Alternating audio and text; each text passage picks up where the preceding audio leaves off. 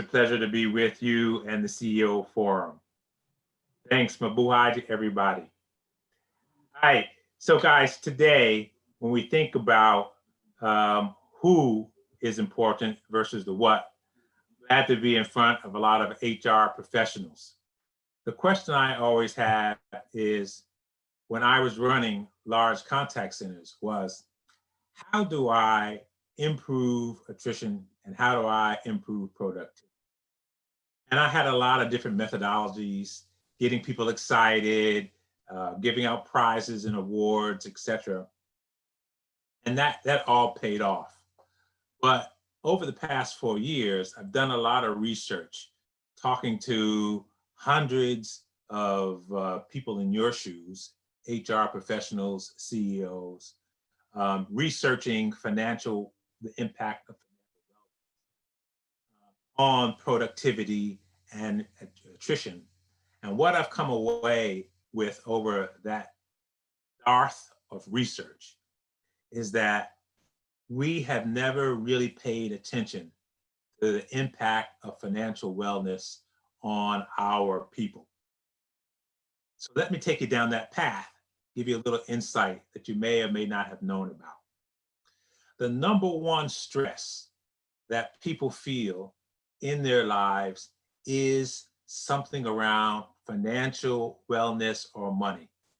If you think of the spectrum of stresses, 46% of our population says it's something to do with money or financial wellness.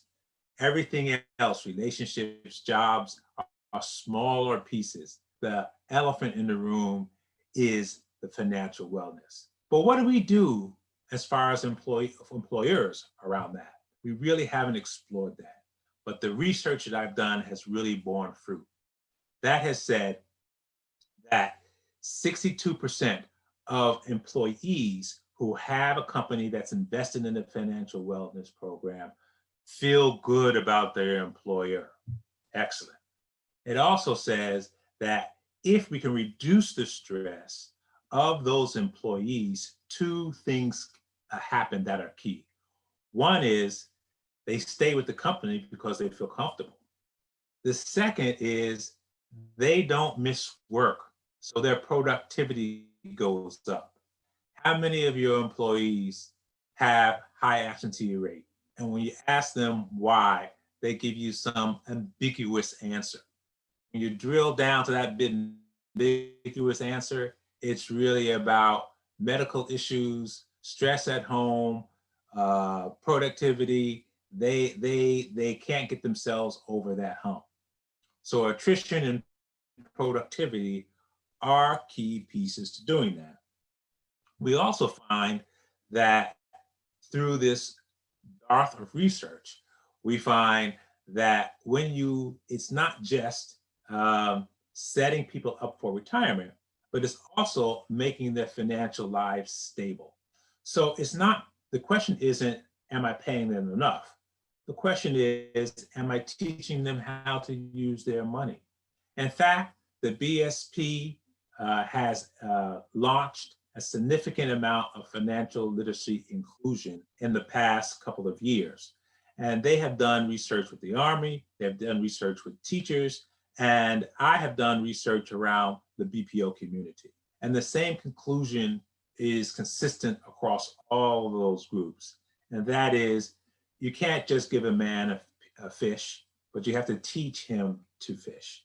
And so the financial inclusion on how to do a budget, what is a credit score, how to save, how to reduce cost in household becomes extremely important. So that's how you teach a man or woman to fish. The second is setting up retirement. We find that only 20% of people, when they get to retirement age, even have a nest egg in which they can retire. In the Philippines, most people are relying on their children to help them out.